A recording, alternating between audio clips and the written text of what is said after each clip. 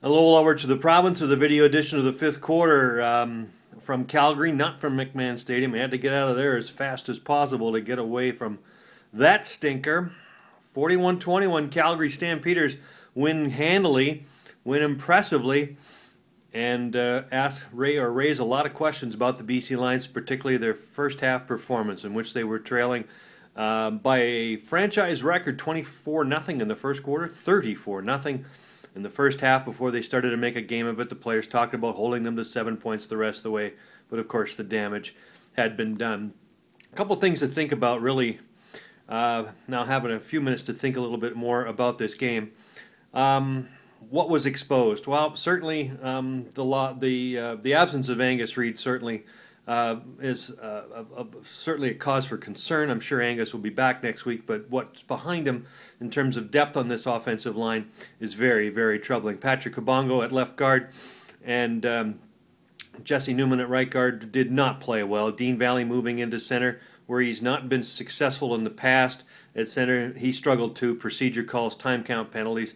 The whole offense was completely discombobulated. That's 8 sacks they gave up tonight, and that's 12 sacks in 2 games. A very, very troubling sign. You wonder if John Hameister-Reese can get back next week.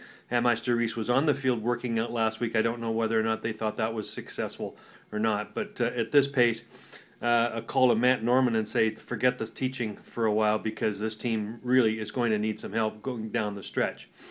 Point number 2, Travis Lulay did not sound like a quarterback after the game who was absolutely certain he would play next week. Said he would give it a try, 100%, would give it a go, all the right things, but clearly there may be more wrong than we know about in terms of his injured right throwing shoulder. And number 3, Andrew Harris. Tough night for him, of course, because of the protection or lack thereof.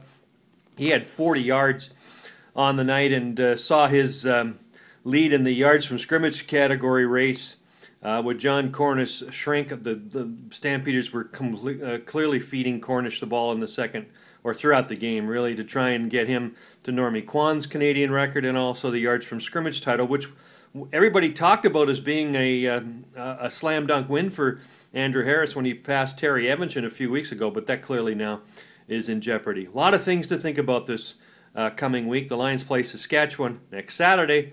Hopefully they'll come up with a better effort. They couldn't get much worse than the way they played on Friday. That's the fifth quarter from Calgary.